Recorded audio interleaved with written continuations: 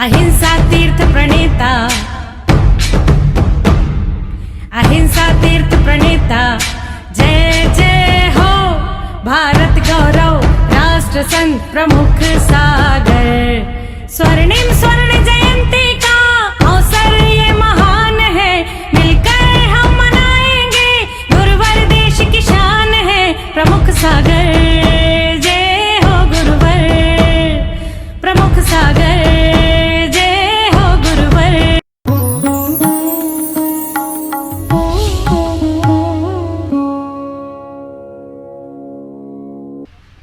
संस्कारों की बात अगर करें, हमारे संस्कार कैसे होना चाहिए, हमारे बच्चों के संस्कार कैसे होना चाहिए, हमारे जीवन के संस्कार कैसे होना चाहिए, आप विचार करना, चिंतन मनन करना। बिना संस्कार के कोई चीज हमारे सामने आती है, उसकी कीमत नहीं होती है, भले ही वो कीमती हो। अगर उसे संस्कारित किया जाए तो जिस पाषाण को हम देखना पसंद नहीं करते, उसे संस्कार दे दिए जाएं तो वो पाषाण परमात्मा का भी रूप ले ले तो कोई आश्चर्य की बात नहीं है, केवल संस्कार से। आप विचार करके रखना, संस्कार से कितना बड़ा बदलाव आता है हमारे जीवन में। जब माँ बाप के संस्कार अच्छे होते हैं ना, माता पिता के संस्कार जब बच्चों के ऊपर अच्छे पड़ते हैं तो बच्चे सबका सम्मान करते हैं, सबको आदर देते हैं। और जो माँ बाप अपने बच्चों को अच्छे संस्कार नहीं दे पाए, तैयार रखना वो बच्चे तुम्हारा अपमान करेंगे। क्योंकि जिन माता पिताओं ने अपने बच्चों को सम्मान देना नहीं सिखाया, बड़ों का आदर करना नहीं सिखाया, बड़ों से बातचीत करना नहीं सिखाया, वो बच्चे एक दिन बड़े होकर माँ बाप का भी अपमान करते हैं। हमको लगता है बचपन में अगर हमारे बच्चों ने किसी को कुछ बोल दिया तो हम नजरअंदाज करते हैं। लेकिन एक बात का ख्याल करके रखना, अगर वो बच्चा तुम्हारा बचपन में किसी से अदवा तदवा बोलता है, किसी से गलत चर्चा करता है, आप सोचते हो बच्चा है समझ जाएगा, नहीं, वो संस्कार पड़ेंगे। आप विचार करना, वो संस्कार पड़ेंगे, वो जब वो संस्कार बड़ा रूप लेंगे तो पहले वो छोटा छोटा कार्य करता है, फिर वो बड़े बड़े कार्य करता है। एक बच्चे का कहानी आपको मालूम होना चाहिए। एक छोटे से बच्चे को एक दिन स्कूल गया। छोटे छोटे उदाहरण दूंगा मैं आपको, जिससे आपको व्यक्तिगत आपके बच्चों के साथ कैसा व्यवहार करना है ये पता चलेगा। बच्चा एक दिन स्कूल गया, स्कूल से लाकर एक पेंसिल किसी की ले आया। आप विचार करके रखना, स्कूल से बिना पूछे किसी की पेंसिल ले आया, घर में आकर बोला मां मैं आज स्कूल से एक पेंसिल लेके आया। मां ने कहा कोई बात नहीं, ले आया रख ले तू। मालूम, नजरअंदाज कर दिया उस पेंसिल को उसने। एक दिन वही बच्चा बड़ा हुआ, संस्कार पढ़ते रहे, पहले पेंसिलें चुरा के लाता था, पहले छोटी छोटी वस्तुएं लाता था, फिर वो बड़े बड़े सामान चुरा के लाने लगा। जब बाहर कोई सामान नहीं लगा, मौका नहीं मिला, तो घर का ही सामान चुराने लगा। आप विचार करके रखना, जब बाहर कहीं मौका नहीं मिला तो घर का ही सामान चुराने लगा।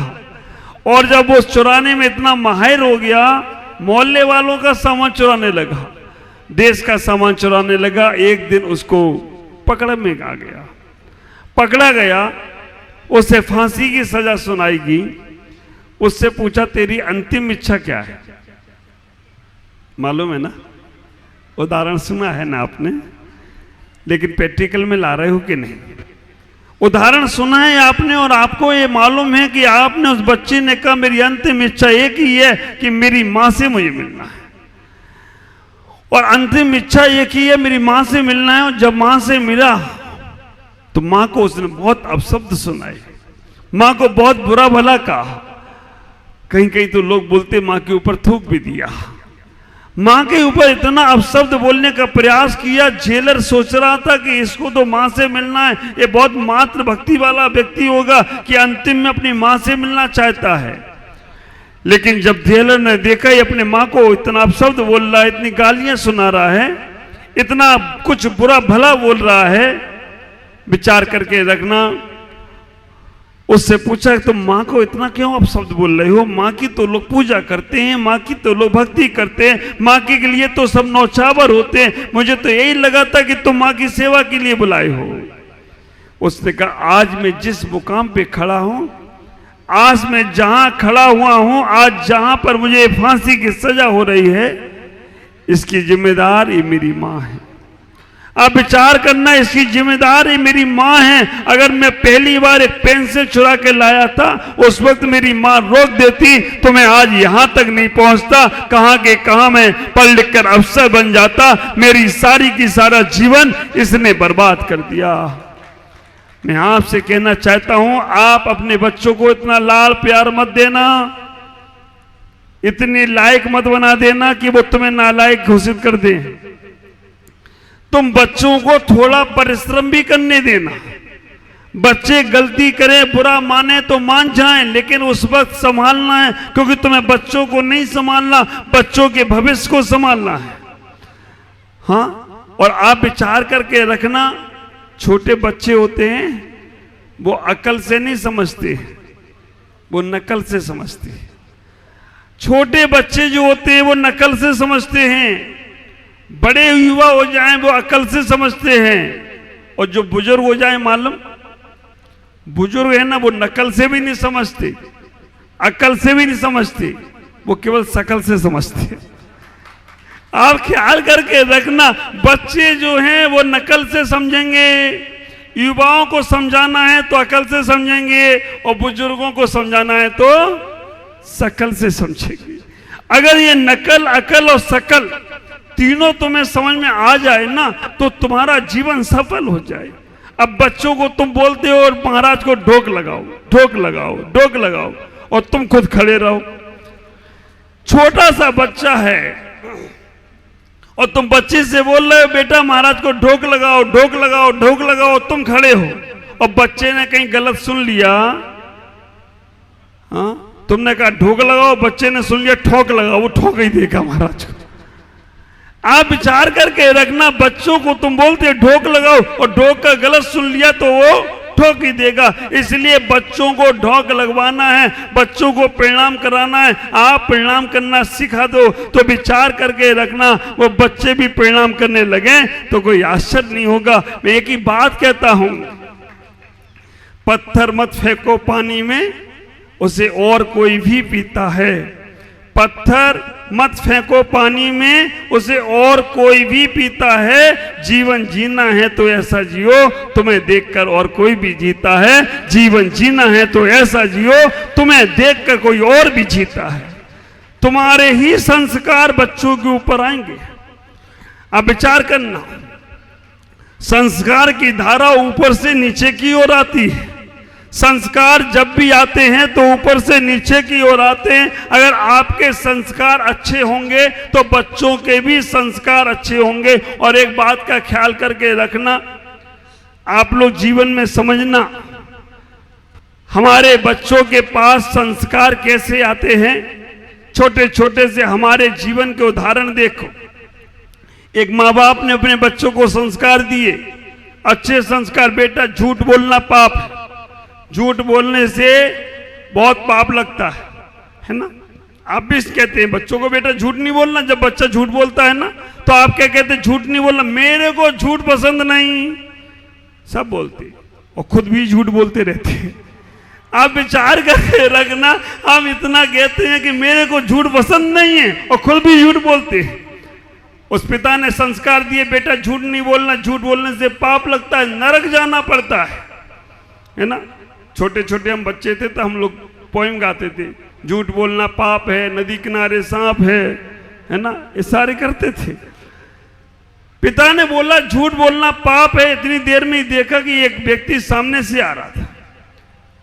पिता ने कहा, बेटा वो सामने से जो अंकल जी आ रहे ना, वो पूछेंगे पापा कहाँ गए, कह देना पापा घर में नहीं है, पापा बाहर गए। बेटी ने कह दिया, पापा आप ही ने तो बोला झूठ बोलना पाप है, और आप ही कह रहे कि झूठ बोल देना। उस बेटे से पिता ने कहा, बेटा मेरे लिए थोड़ी पाप है, तेरे लिए पाप है। आप विचार करना, मेरे लिए थोड़ी तेरे लिए पाप है। क्या संस्कार पड़ेंगे तुम्हारे बच्चों पर अगर तुम उनके सामने झूठ बोलती हो ना, तो विचार करके रखना, बच्चे सब तुम्हारी बात को बिल्कुल सही समझते हैं, क्योंकि छोटे बच्चों पर संस्कार पड़ते हैं। मौसम ठंडा हुआ, बादल काले हुए, तुमने बच्चों से बोला बेटा आज पानी बरसने वाला है, बच्चे को तो नहीं मालूम है। तुमने बोला कि आज पानी बरसने वाला, और थोड़ी देर बाद पानी बरस गया, बच्चे को क्या विश्वास हुआ, मेरे मम्मी पापा बिल्कुल सही बोलते हैं। कोई मेहमान आने वाले थे और तुमने बोला आज अपने यहाँ मेहमान आने वाले हैं, और आ गए, बच्चे को क्या विश्वास हुआ, मेरे मम्मी पापा बिल्कुल सही बोलते हैं। और थोड़े दिनों बाद बच्चे ने गलती की, तो आपने बोला तू गधा है गधा, बच्चा क्या कहेगा, मम्मी पापा बिल्कुल सही बोलते, मैं गधा ही हूं। आप विचार करके रखना, तुमने जैसे ही बच्चों का विश्वास जीता कि बच्चों से बोला कि ऐसा होने वाला है, वैसा होने वाला है, और वैसा ही हो जा रहा है, बाद में तुम बच्चों को कुछ उल्टा सीधा बोलते तो बच्चे सोचते हाँ ऐसा ही हूं। दो तीन बातों का ख्याल रखें, कभी भी अपने बच्चों की तुलना दूसरे बच्चों से मत करो। अक्सर तुम लोग क्या कहते हो, उनका बच्चा कितना अच्छा, उनका बेटा कितना अच्छा, कितना काम करता, कितना पढ़ता लिखता है, उनकी बेटी कितनी मेहनत वाली, कितनी अच्छी है। आप अपने बच्चों की तुलना दूसरों से करते हो, और कभी बच्चों ने अपनी तुम्हारी तुलना दूसरे मम्मी पापा से कर दी तो क्या करोगे। आप विचार करना, जब तक तुम्हारे बच्चे शांत हैं ना, तुम बोल रहे हो कि वो बेटा अच्छा, उनका बेटा अच्छा, उनकी बेटी अच्छी, और कहीं उनने कह दिया कि उनके मम्मी पापा अच्छे, तो तुम क्या करोगे। इसलिए अपने बच्चों की दूसरों से हमें कभी तुलना नहीं करना चाहिए। इतना ही करें, अपने बच्चों को प्रोत्साहन दें, अच्छी चीजों पे उन्हें संस्कार दें, अच्छी चीजों पे उन्हें उठाने का प्रयास करें, और गलत चीजें तो उन्हें समझाने का प्रयास करें कि बेटा ये गलत है। ख्याल करो, वो गुणांश आप देख रहे हो, जैसे ही मैं कमरे से निकला हूं, कमरे में आ गया, सबसे पापा मम्मी बाहर, राजभाई बाहर, प्रियांशी प्रियल बाहर, वो आते ही सीधे हाथ पकड़ लिया। संस्कार, आप विचार करना, संस्कार अगर आपके बच्चों के अच्छे हैं तो बच्चे महाराज के पास जाने से डरते नहीं हैं, और अगर संस्कार अच्छे नहीं हैं तो बच्चे महाराज के पास जाना नहीं चाहते। ख्याल करना, हमें अपने बच्चों को कैसे संस्कार देना है। उस पिता ने अपने बेटे से बोल दिया कि बेटा वो अंकल आ रहे, कह देना पापा घर में नहीं है। बेटे ने कह दिया, पिताजी आपने बोला झूठ नहीं बोलना, और आप ही बोल रहे हो, कहना मेरे लिए थोड़ी तेरे लिए है। अंकल जी आ गए, पूछा बेटा पापा कहाँ हैं। उसने कहा पापा ने कहा है कि हम घर पे नहीं हैं। बोल दिए, बच्चे झूठ नहीं बोलते, पापा ने कहा है मैं घर पे नहीं हूं। कब आएंगे। अंकल जी 5 मिनट रुको, मैं पापा से पूछ के बताता हूं कब आएंगे। सारा मामला आप विचार करना, मम्मियां किटी पार्टी में जाती हैं, बच्चे को बोल के जाती हैं कि बेटा कोई आए तो बोल देना मम्मी पापा के साथ गई। एक दिन पापा ही आ गए, एक दिन। अब बच्चा पढ़ रहा था, पापा ने पूछा बेटा मम्मी कहाँ गई।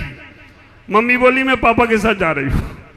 बेटा, पिता ने बोला मैं कौन, पता नहीं, मम्मी तो यही बोली कि पापा के, कोई आए तो बोल देना मैं पापा के साथ जा रही हूँ। तुम्हारे झूठ तुम्हें परेशान करने वाले होते। मैं आपसे कहना चाहता हूं, संस्कार दो वो कुंद की मां की तरह, संस्कार दो वो मदरसा की तरह, संस्कार दो वो पुष्पदंत की मां मथुरा की तरह, संस्कार दो वो प्रमुख सागर की मां मिथिलेश की तरह, संस्कार दो जिन संतों की मां ने अपने बच्चों को संस्कार दिए हैं, वो कैसे कहां तक पहुंच गई। ख्याल करना, कुंद की मां जब कुंद को लोरी सुनाती थी ना, तो तुम्हारी तरह फिल्मी गीत नहीं सुनाती थी। आप विचार करना, सिद्धोसी बुद्धोसी निरंजनोसी, तू शुद्ध है, बुद्ध है, निरंजन है। बेटा तुझे शुद्धत्व को प्राप्त करना है, चेतनत्व को प्राप्त करना है, तुझे आत्मा को प्राप्त करना है, वो संस्कार देती थी। कुंद कुंद की माँ मदालसा, जिसके पेटे हुए कितने, मदालसा के 6 बेटे तो दीक्षा हो गई, 7वां बेटा बना विक्रमादित्य। जो हमारे यहाँ विक्रम संवत चलता है ना, विक्रम राजा, आपने देखा होगा टीवी में। आजकल के सीरियल नहीं है, पुराने हमारे जमाने के सीरियल थे, विक्रम विक्रम विक्रम। हाँ मालूम है, तुमने सब देखा है। आप विचार करना, जो विक्रमादित्य हुआ वो हमारा जैन राजा था, मदालसा का बेटा था। वो माँ ने संस्कार दिए, जब 6 बेटे युगल हुए उनको संस्कार दिए, वो 6 बेटे दीक्षा ले लिए। 7वां बेटा जब राजा ने कहा, पिता मदालसा के पति ने कहा कि कैसे काम चलेगा, राज कौन संभालेगा, तब वो बेटे को जन्म दिया, उसको तलवार में चलाना सिखाया। ख्याल करो, वो विक्रमादित्य राजा बना, ऐसे संस्कार दिए।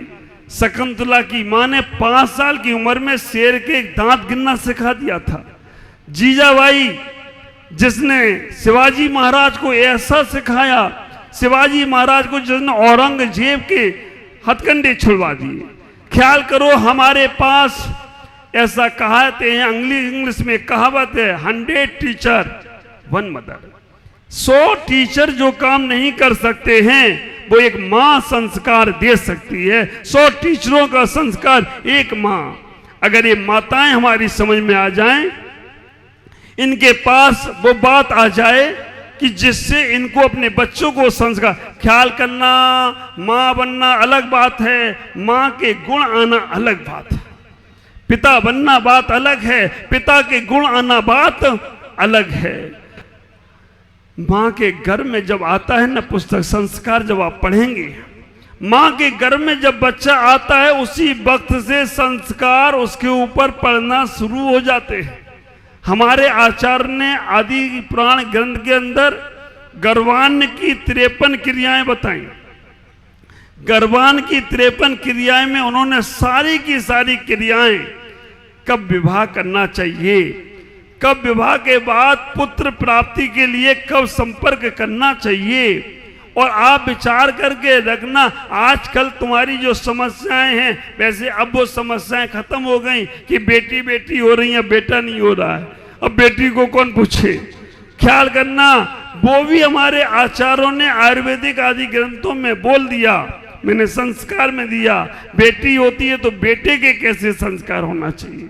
विचार करना, जब हमारे संस्कार पड़ते हैं गर्भ में, अब जीव आता है, तो गर्भ में आते ही जीव का आने से संस्कार हमें कैसे डालना है। अभिमन्यु के ऊपर ऐसा महाभारत में है, अपने जैन महाभारत में नहीं है। महाभारत में आया है कि अभिमन्यु, नारायण श्री कृष्ण और सुभद्रा दोनों आराम कर रहे हैं, दोनों विश्राम कर रहे हैं। और उसी विश्राम के समय नारायण श्री कृष्ण सुभद्रा को सुनाते हैं कि चक्रव्यूह में प्रवेश कैसे करना है। अभिमन्यु उस वक्त गर्भ में है और अभिमन्यु गर्भ में रह के सुन रहे हैं। आश्चर्य तो देखो, इस कथानक का हमारे धर्म परीक्षा ग्रंथ में अच्छा सा काट दिया है, लेकिन फिर भी लोक व्यवहार के लिए आपको बता रहा हूं।